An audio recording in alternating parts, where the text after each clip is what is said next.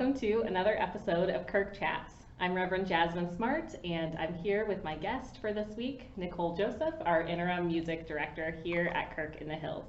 We are so excited to have her. You've seen her in worship, you've heard her, now you get to hear a little bit more of her story and hear about faith, life, and our changing world. So welcome, Nicole. Can you tell us how long you've been at the Kirk? Gosh, well, thank you so much for having me, Pastor Jasmine. I'm so excited to get to chat with you today. I have been at the Kirk for 15 years now, and I started as a staff singer, and a few years after that, I started working with the children's choirs, and now we're here. So it's been a long, full ride, and yeah, very excited to be doing what we're doing. I did not know it had been 15 years. Yeah. Because it feels like, to me, like because I've only been here about four to five, but you're still approaching the work with freshness and energy and excitement, and that's really exciting.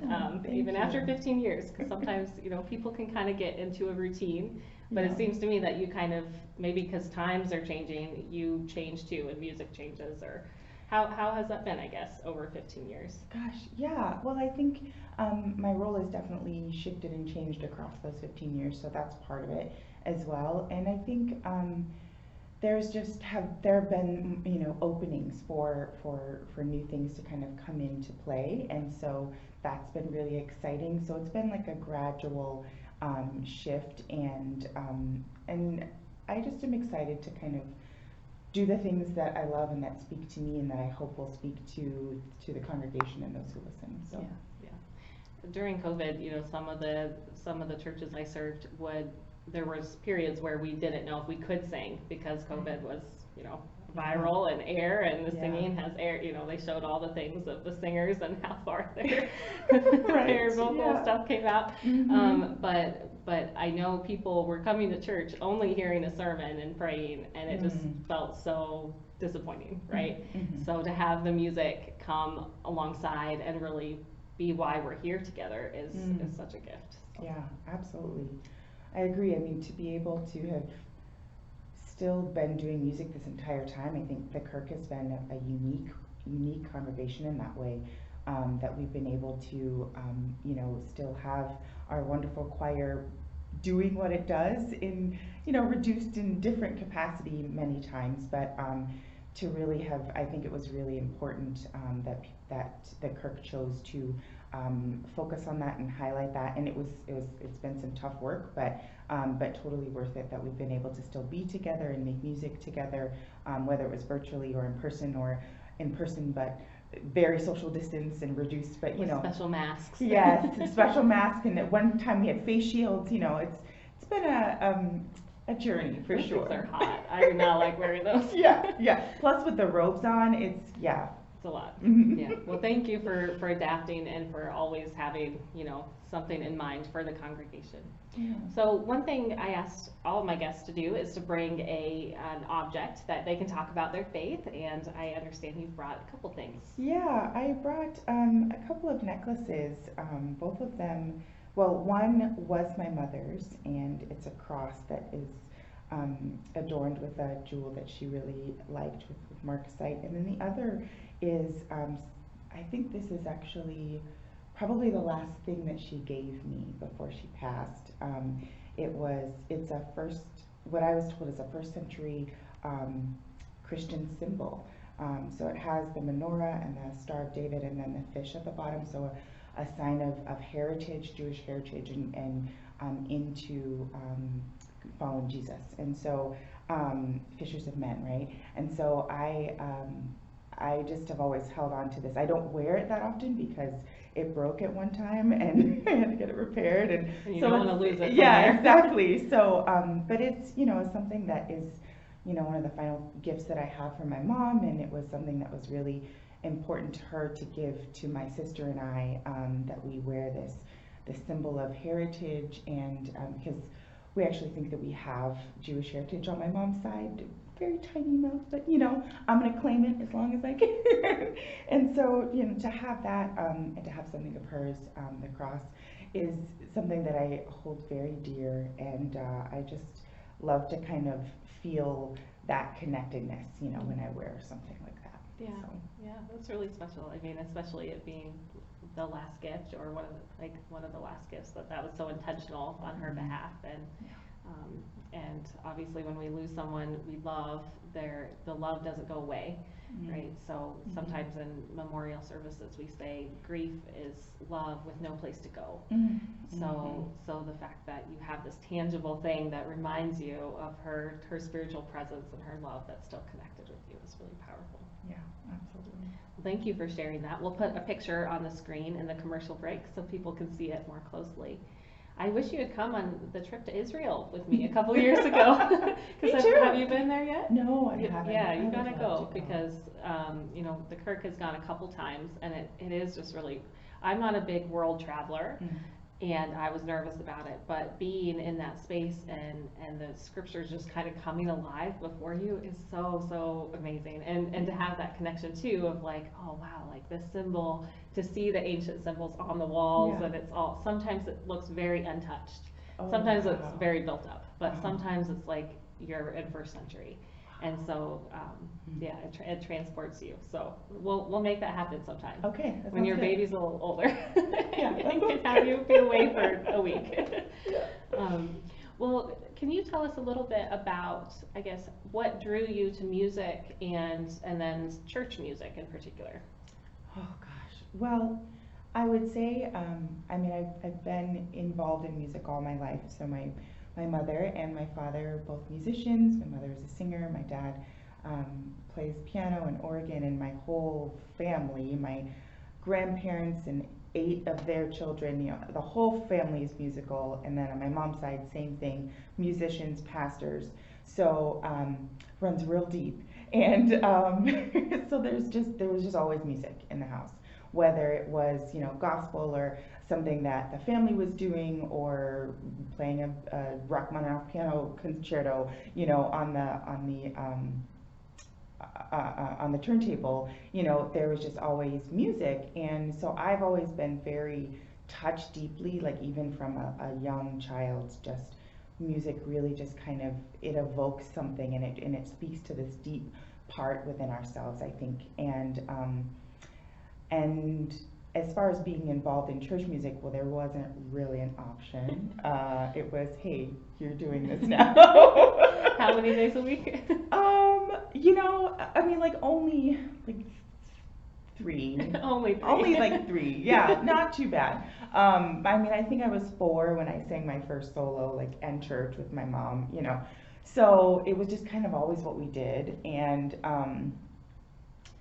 but I think what I loved about growing up in the church and growing up with my parents in the role that they had as the worship pastors and leaders of the music is that I got to see them lead, and I just have this stark vision of this memory, I should say, of standing behind my mother, like in the choir, and seeing her out front leading worship every Sunday.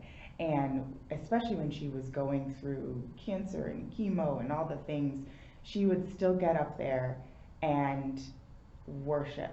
And she would still get up there and present what she had, how little or however much it was she had that day, her energy she would present. And so this idea that we can, that the music we do is beyond ourselves, and it's not for ourselves, it's in honor of God, and to draw people into God's presence, and to hopefully be this connection to something beyond ourselves, I think is really powerful. And so what I love about getting to do worship at the Kirk is, gosh, there's this idea of reverence that it gets talked about, I think, here at the Kirk, and that I didn't quite understand when I first came here, because I did obviously grew up in a much different tradition. But this idea of reverence, that you can come into a holy, sacred space, and I think that that's our goal, is to have the music just to be the vessel, right? That it's not really about us and look at my voice and look at what we're doing, but that we create at whatever level we can, and the highest level we can, so that, that God is glorified in what we do, and that whether it's a holy shout and praise hallelujah, or if it's something that's more introspective and reflective. And both of those things, there's room for both of those, and that God is praised no matter what. And hopefully we can connect to God, and this, what's in here is what gets drawn upwards as we're singing, whether it's we're singing the hymn together, or if you're listening to the choir or listening to a soloist. That is my prayer and my hope, that this connection is made even stronger somehow. So that's what I look for. Yeah, I mean, that's wonderful. I mean, I agree. I didn't grow up in a tradition like the Kirk. There's really no other church like this. Yeah, agreed. But even just that higher church, the robes, and even where you're placed in the building, right? So like there's the introit, which is kind of sometimes hard to translate onto the screen. So I get that for those worshiping at Kirk West. But when you're in the building, the choir is in the, what do you call that area? The narthex. The front is in the narthex. The back is the narthex. Yes. Yes. Yes. Okay. The Yes. chancel. The front is the chancel. Right. Okay. Yes. So Yes. the back is the narthex, and there's sometimes stragglers coming in right at 9:30 or 9 o'clock, whatever time church is. They'll straggle in, but then you guys gather and sing kind of from behind the congregation, right? To kind of, and they shouldn't have to look at you, right? Like it's just about getting them to where they want to be spiritually, and then to proceed in. You're part of them. You're encouraging their music as we do the opening hymn, and then as you go as well. So sometimes I think that the location of where you guys are is really powerful. But as you were talking too, I mean, one of my favorite things is the memorial services that we get to do together. Any soloist is great, but when Nicole is the soloist, it's often one of my favorites, and especially if the family or the person who's passed decides to do the Lord's Prayer. Because I never heard that before doing funerals here. And just the way the music is built, that like by the time you get to that last line, you're in heaven, you're there. And that connection when you're missing your loved one who has passed on and they're not here with you. So to have that kind of thin place between heaven and earth is so remarkable. And it always feels like, I imagine that's a very technical, hard to do, right? And you have to practice, but to do it in a technically excellent way, but also be connected to it personally every time you do it. Like, how has that been for you to kind of balance those things, I guess? That's the challenge. That's the challenge of every musician, and I've found my professional life has been a hard thing, because you go to school and you practice, and you want to get these things right, and you're focused so much on getting it right that you can sometimes get in the way of getting it at all, right? And so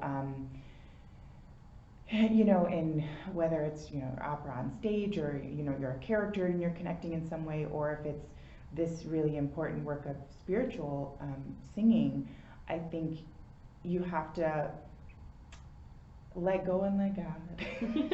And it's so much easier said than done, because it's really hard to be in the moment and be like, oh, I know my tongue isn't doing this thing right, and oh, I need more space, and oh, it should be this and it should be that. And then at the same time, you want to like let yourself go into that place so that you're just there in the moment. And sometimes too, you can be singing, both of these two things can happen, that you can be so carried away that you yourself feel something from, like, that God has touched you and how you sing something, right? That it's like you're no longer the vessel, but like you get some healing in the doing of something, right? And then other times when you're just doing your best to kind of hold on, and maybe it's a rough day, and maybe you're not feeling great, and I'm getting over a cold or whatever it is, and you're just trying to like technically do the things right so that it can sound as good as you can make it, and you don't necessarily think you're putting your whole self into it. But even in those times, God can still use them, which is like the coolest thing, that like we try to do what we can to kind of make it perfect. And it's never going to be perfect, so we just kind of have to like trust that God's going to take it. And I would have to say, especially in the Lord's Prayer, but really anytime I sing a solo, I plant myself in the front and I look at those stained glass windows in the back. And every time I see Jesus, and I have to say to myself, all right, it's not me, Lord, it's you. And even if I don't feel good, and I have to just be like, okay, yeah, like this is about you doing whatever you're gonna do in these next 3 minutes. And so that's what I love about our space and our building, is that even if I'm feeling really crazy and self-conscious, that just looking at that stained glass window and that image of Christ, just it kind of like centers you back into what's the important thing. And so it's such a gift we have here. It's such a blessing. It's true, yeah. Do you ever get church members or guests who come, and because I know so little musically, but those who are technical, and they'll like send you, like, what are your emails like after service? and how do you kind of approach that, like pastorally, and try and communicate what you just did to someone who's like, hey, like I think that one note should have been this way. Yeah. Well, thankfully, no one has sent me a message like that yet. So thanks, guys. That's pretty good in 15 years. Right. Yeah. So nobody's like, hey, I didn't like that. Usually, people are very complimentary and say this was lovely and that sort of thing, which is always nice to hear. It's like, oh, it works this time? Good, great. And I would say some of the emails I get are like, hey, have you listened to this person? Or, have you checked out this group on YouTube? And, this choir sounds really cool. So it's more like just wanting to share musical, excitement about other musical things. So thankfully there's no negative Nancy's. Yeah, that's great. I wonder, this is maybe switching gears just a little bit, but I feel like I've seen your career in kind of non-Kirk spaces too. Like you've had some really unique opportunities to sing for some pretty big events and exciting things. And I just wonder, like, what are some of your favorite memories of those? Oh my gosh. So I'm thinking Aretha Franklin. Yeah, you said that, and that was like, yeah, I wonder if that's what she said. Yeah, that was just a unique and singular opportunity.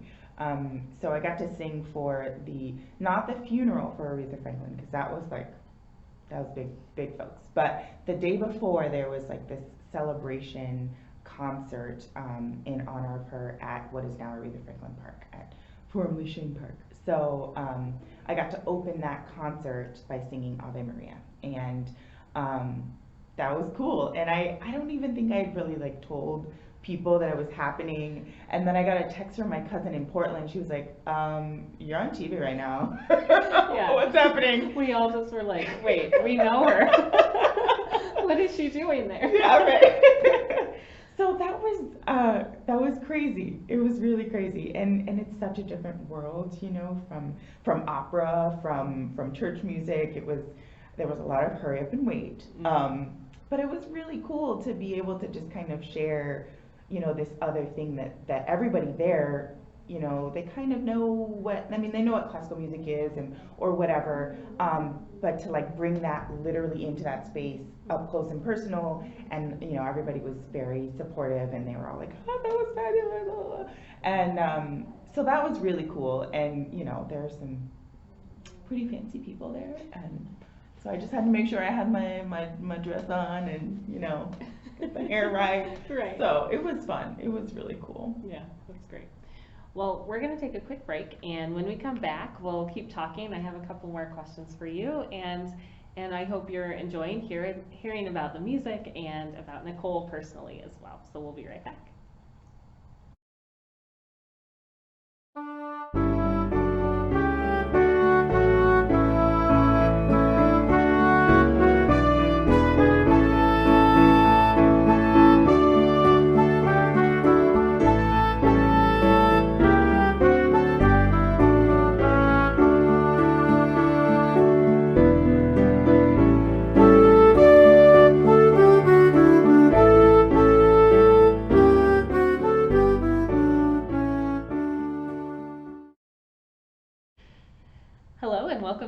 to our episode of KirkChats. I'm here with Nicole Joseph, and she's been telling us some stories about meeting Aretha Franklin, other people in the world of Aretha Franklin, but also just her experience here at the Kirk having sung for 15 years. But Nicole also is a new mom, and because how old is your baby now? She's actually a year and a half. A year and a half. Today? Yeah.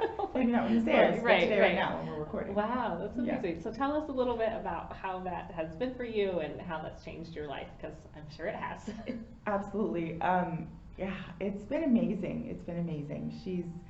Our daughter Ella is just such a joy. She's so funny, and she has the most beautiful smile, and she's just such a sweet kiddo. And it was a little bit of a rough start, but especially during COVID, like that did not help.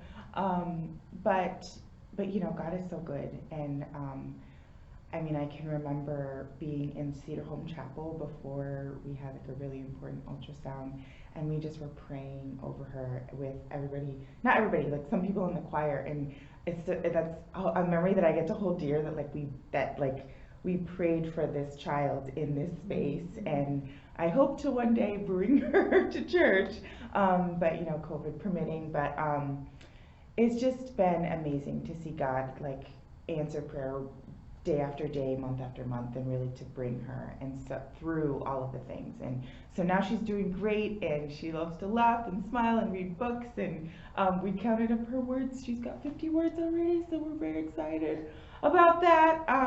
She just is a ball of joy, and I love her. She's great. So. Well, I wonder if that changes how you experience certain things, because I mean, for me, having been this is my first real church job, so going through like the church calendar with colleagues, so like around Advent and thinking about Mary and the baby, and a lot of times like you sing special, I don't know if you have a special Advent song, but I know like at Lent you sing "Were You There," right? So there's like certain things liturgically that it's like when you see a new mom, or you see, you're thinking about that. Has that changed at all for you, I guess, with the church life?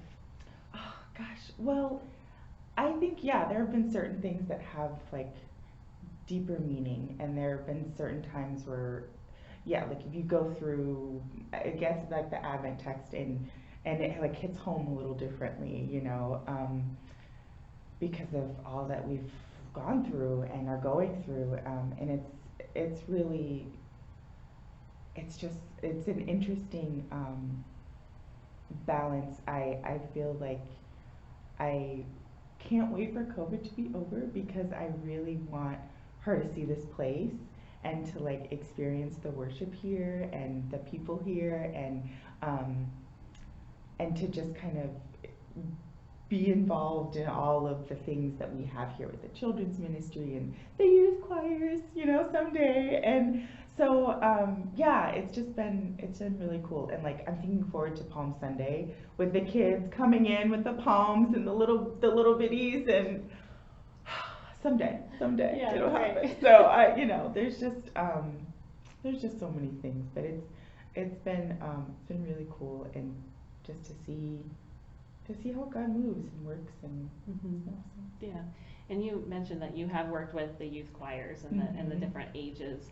How do you see, like, how do they approach the music, and how do you see it impacting them, I guess, as what various ages, whether it's the high school girls or like the really little ones? Like, I imagine they teach you things sometimes with how they answer. What I love is, I love when so we haven't been doing all of the things that we did pre-COVID. And so sometimes, one of the treble boys, he came and said, can we practice how we stand and sit, please? I'm like, okay, yes, let's do it. So there are things that they are picking up on, that they are really latching onto, that you don't even realize, and somebody said, can we sing the Gloria Patri?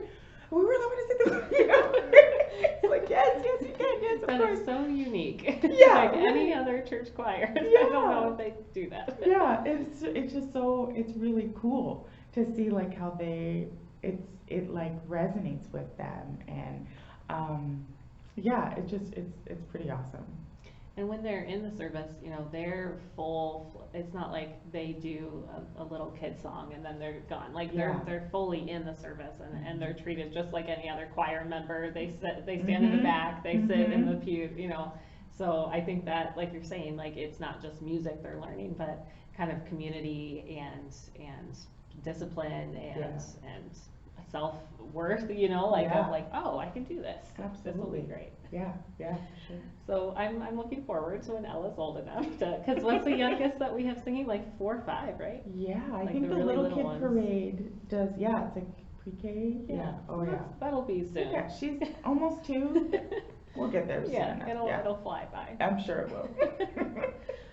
Well, I'm so, like I said, I'm so grateful of the way that the music has just kind of been personal for you, and we do kind of here at the Kirk, it is more like you have classical training.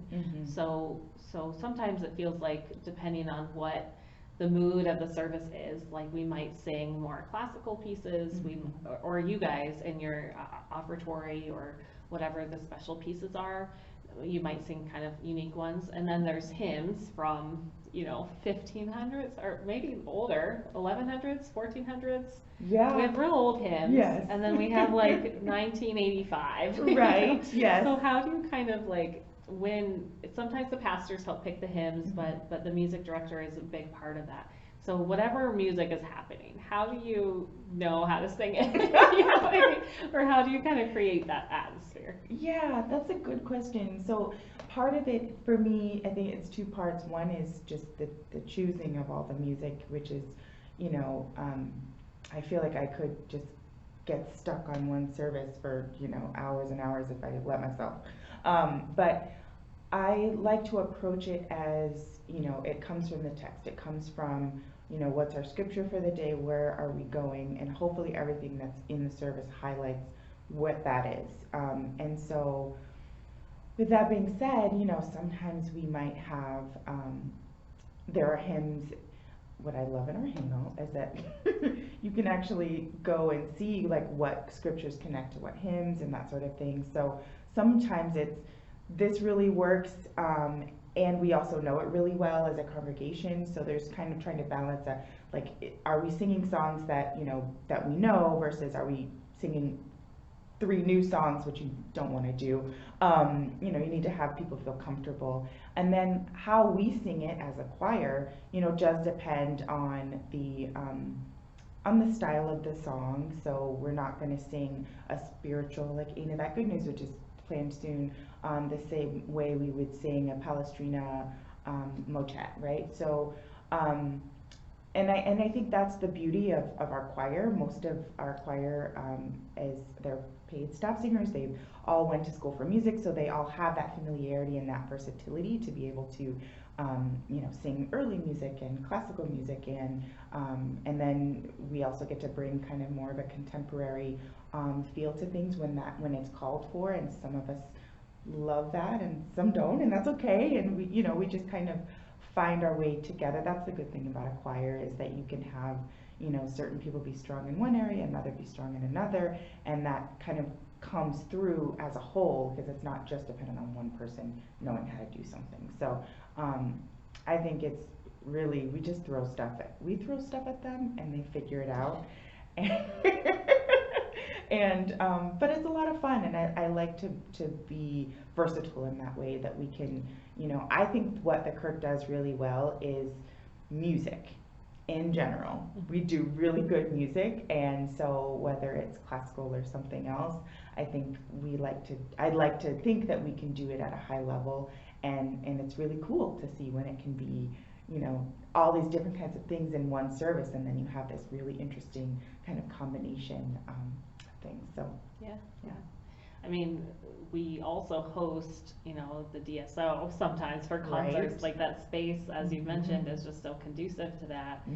When the refectory opens up again, maybe, you know, that has a different aspect, you know, feel for music. But yeah, I mean, for Sunday worship, as you mentioned, like it just, sometimes for me, when I'm planning a sermon or I've already picked the scripture, you know, you kind of just have to say, okay, this is enough. Yes. Right? Yes. You can spend years going through the commentaries and like, you know, so I think the same would be for music too, is like, okay, oh, this piece would be exactly perfect for that. Right. Let me make sure everyone, you know, so how, when you do choir practices, are you doing it like a couple weeks in advance, or like kind of what's the runway people have? Yeah, the timeline is usually about 3 weeks, all things going well.